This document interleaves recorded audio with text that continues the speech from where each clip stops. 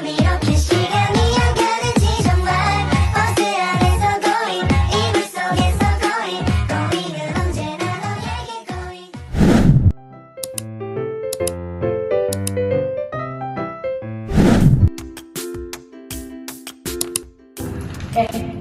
Tadi kan kita belajar istilah hadis ya? Rawi itu yang an Abi Hurairah kan? Bukan Yuk, itu mah sanad. Sanad bukannya isi. Bukan, isi mah matan. Matan? Matan tuh apa ya? Sanad, matan sama apa sih ribut-ribut? Daripada bingung, mending kita cek videonya. Check it out! Nah, dari video yang kita tonton tadi, kayaknya masih banyak nih yang belum tahu tentang istilah-istilah dalam hadis. Yuk kita bahas sama-sama.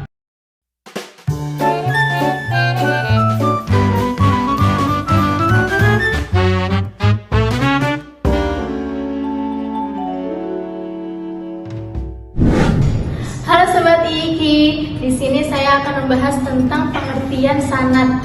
Sanad itu apa sih? Sanad adalah rangkaian periwayatan yang menyampaikan hadis dari Nabi Muhammad SAW. Sanad digunakan untuk mencari kebenaran suatu hadis. Sanad memiliki dua arti. Yang pertama sanad menurut bahasa, yang kedua sanad menurut istilah. Yang pertama, sanad menurut bahasa adalah sandaran atau tempat kita bersandar. Dalam arti yang lain, sebagai sesuatu yang disandarkan. Yang kedua, hadis menurut istilah, yaitu urutan orang-orang yang menyampaikan suatu hadis atau jalan yang menghubungkan suatu hadis sampai pada Nabi Muhammad SAW. Kalau tadi saya sudah menjelaskan tentang definisi sanad, sekarang saya akan menjelaskan tentang contoh dari sanad. Di sini kita bisa lihat di sebelah kiri ada tulisan sanad. Yang paling bawah ada Imam Al-Bukhari sebagai penyusun kitab. Imam Al-Bukhari mendapatkan sanad dari Abdullah bin Zubair Al-Humaidi. Abdullah mendapatkan sanad dari Sufyan bin Uyainah. Sufyan mendapatkan sanad dari Yahya Al-Ansari. Yahya Al-Ansari mendapatkan sanad dari Muhammad bin Ibrahim At-Taimi.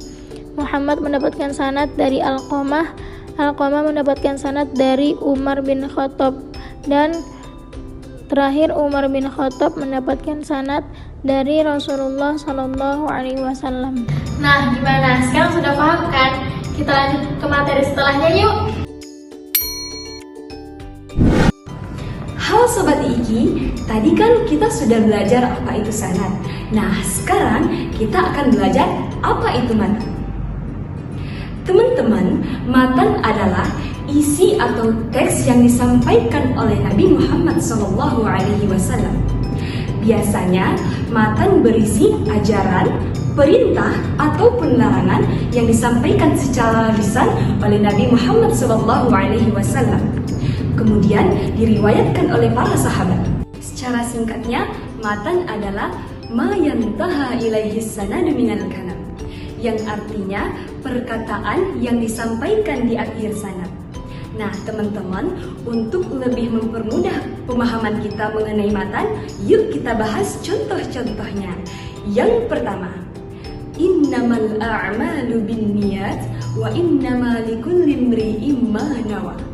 فَمَنْ كَانَتْ هِجْرَتُهُ إِلَى اللَّهِ وَرَسُولِهِ فَهِجْرَتُهُ إِلَى اللَّهِ وَرَسُولِهِ وَمَنْ كَانَتْ هِجْرَتُهُ لِدُنْيَا يُصِيبُهَا أَوْ امْرَأَةٍ يَنْكِحُهَا فَهِجْرَتُهُ إِلَى مَا هَاجَرَ إِلَيْهِ.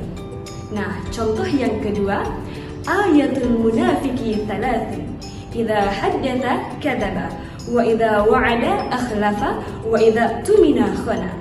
Nah, teman-teman, sekarang sudah bisa membedakan bukan mana redaksi yang merupakan sanad dan mana yang menjelaskan matan. Kesahihan matan dalam sebuah hadis tidak mesti sanad dan matannya itu sahih. Ada yang sanadnya sahih tetapi matannya cacat.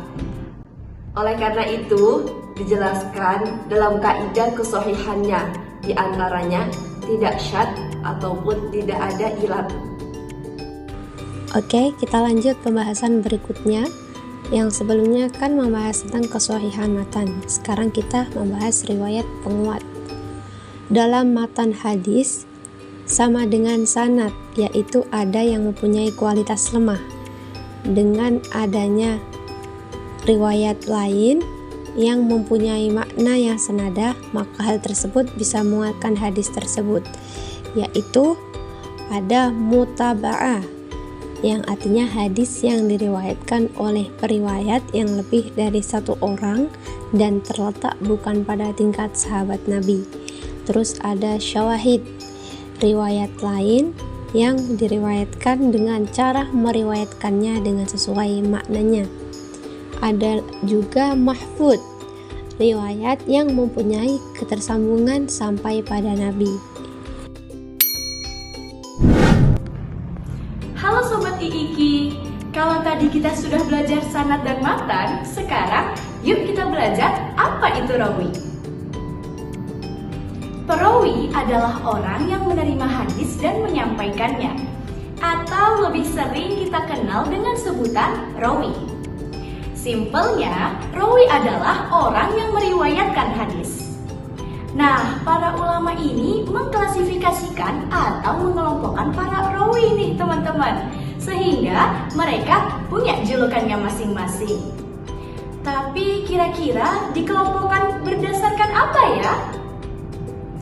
Mereka dikelompokkan berdasarkan dari segi banyak dan sedikitnya hadis yang mereka riwayatkan serta peran mereka dalam bidang ilmu hadis. Berikut adalah julukan para rawi yang harus teman-teman ketahui. Nah, yang pertama ada al-musnid. Al-musnid adalah orang yang meriwayatkan hadis beserta sanadnya. Baik ia mengetahui kandungan hadis yang diriwayatkannya atau sekedar meriwayatkan tanpa memahami isi kandungannya. Yang kedua ada al-muhaddits. Al-muhaddits adalah orang yang memiliki pengetahuan yang luas tentang hadis, baik dari sisi sanad maupun matan, serta hal-hal yang terkait dengan periwayatan hadis. Nah, selanjutnya ada al-hafidz. Secara bahasa berarti penghafal. Gelar ini lebih tinggi daripada gelar al-muhaddits. Para ulama menjelaskan bahwa al-hafidz adalah gelar bagi orang yang sangat luas pengetahuannya tentang hadis. Lalu yang keempat ada al-hujjah. Gelar ini diberikan kepada al-hafidz yang terkenal tekun, kuat, dan rinci hafalannya tentang sanad dan matan hadis. Lalu yang kelima ada al-hakim. Al-hakim adalah rawi yang menguasai seluruh hadis sehingga hanya sedikit saja hadis yang terlewatkan. Nah, kalau yang terakhir ini Amirul Mukminin fil Hadis. Ini adalah gelar tertinggi yang kemampuannya melebihi dari kelima gelar yang sudah disebutkan tadi, baik hafalannya maupun kedalaman pengetahuannya tentang hadis. Sehingga ia menjadi rujukan bagi para al-hakim, al-hafidz, serta yang lainnya. Nah, itu tadi adalah julukan para rawi yang sudah sama-sama kita dengar ya. Dapat kita tarik kesimpulan bahwasannya ukuran tingkat keilmuan para ulama hadis dilihat dari daya hafalan mereka, bukan dari banyaknya kitab yang mereka miliki. Sehingga orang yang memiliki banyak kitab tetapi tidak hafal isinya, maka tidak dapat disebut sebagai al-muhaddits ya. Nah, dari video sebelumnya kita sudah membahas tentang perawi. Sekarang aku mau ngasih tahu nih, perawi-perawi yang paling banyak meriwayatkan hadis. Yang pertama ada Abu Hurairah. Beliau meriwayatkan sebanyak 5.374 hadis. Sahabat asal Yaman ini hanya 4 tahun bersama Rasulullah. Namun seluruh hidupnya ia wakafkan untuk mengabdikan semua perkataan Rasulullah dalam hafalannya yang sangat kuat. Tempat tinggalnya di Masjid Nabawi memungkinkan Abu Hurairah meriwayatkan sampai 5.374 hadis. Beliau wafat di Madinah pada era kekhalifahan Muawiyah bin Abi Sufyan. Yang kedua ada Abdullah bin Umar. Beliau meriwayatkan sebanyak 2.630 hadis. Putra dari Umar bin Khattab ini memang sangat istimewa dengan tekadnya untuk meniru segala hal tentang Rasulullah. Bahkan dari cara berjalan dan tempat-tempat yang dikunjungi Rasulullah sehari-hari. Selain tangkas di bidang hadis, tafsir, dan fikih, Abdullah bin Umar juga handal di medan tempur, bahkan mencapai penaklukan Afrika. Dan usianya yang muda dan intensitas pertemuan dengan Rasulullah membuat riwayat hadisnya banyak sekali. Yang ketiga, ada Anas bin Malik. Beliau meriwayatkan sebanyak 2.286 hadis. 10 tahun lamanya, Anas bin Malik menjadi asisten pribadi Rasulullah, dan itu menjadi rahasia keberkahan hidup Anas bin Malik loh. Sebab beliau diberi umur panjang dan anak yang banyak berjumlah 100 lebih. Dan Anas bin Malik dikenal pula sebagai pemanah ulung di peperangan melawan nabi palsu. Rasulullah menganggapnya seperti anak sendiri selama hidupnya. Dan sepeninggal Rasulullah, Anas bermukim di kota Busroh hingga wafatnya. Yang keempat, ada Aisyah binti Abu Bakar. Beliau meriwayatkan sebanyak 2.210 hadis. Ibunda Aisyah menjadi sumber hadis yang langsung bersumber dari rumah tangganya dengan baginda Rasulullah. Abu Musa al-Asy'ari berkata, "Jika ada hadis yang tidak kami tahu maknanya, maka kami datang kepada Aisyah dan mendapatkan ilmu darinya." Beliau terhitung sebagai wanita paling paham tentang ajaran Islam di era sahabat. Pengetahuannya mencakup hadis, tafsir, dan fikih, terlebih tentang rumah tangga dan wanita. Itu dia perawi-perawi yang paling banyak meriwayatkan hadis. Bentar. Bukannya perawi yang paling banyak meriwayatkan hadis itu ada 7? Kamu tadi tuh baru nyebutin 4, berarti kurang 3. Oh iya. Yuk kita simak yuk. Oke, selanjutnya lanjut yang ke nomor 5. Abdullah bin Abbas. Beliau meriwayatkan hadis sebanyak 1660 hadis. Beliau disebut dengan julukan tinta umat. Begitulah para sahabat menggelari Abdullah bin Abbas.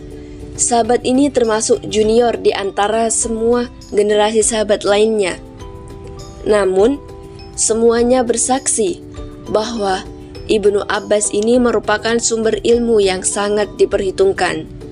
Umar bin Khattab sering menghadirkan Ibnu Abbas dalam musyawarah kenegaraan. Karena ide-ide dan ilmu Ibnu Abbas memahamkan para sahabat.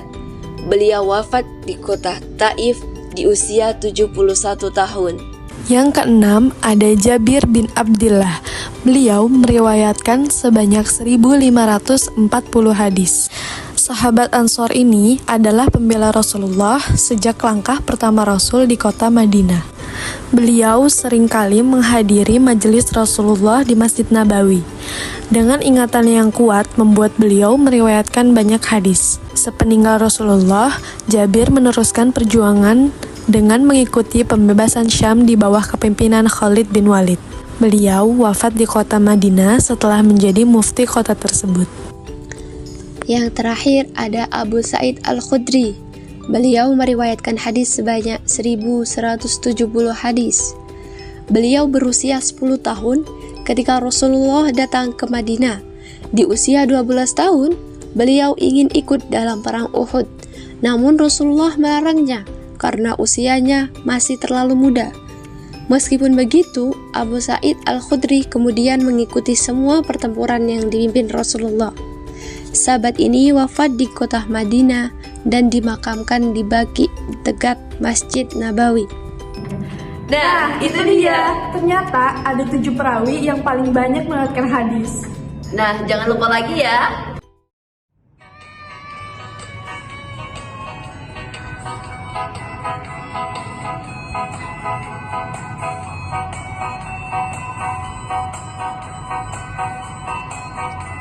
Ada istilah dalam hadis. Yang pertama kita sebut sanad, yang kedua ada juga matan, yang terakhir mari kita sebut rawi.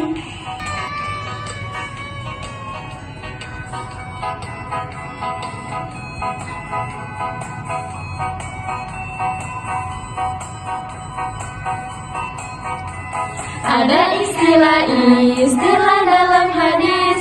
Yang pertama kita sebut sanad, yang kedua ada juga matan, yang terakhir mari kita sebut rawi.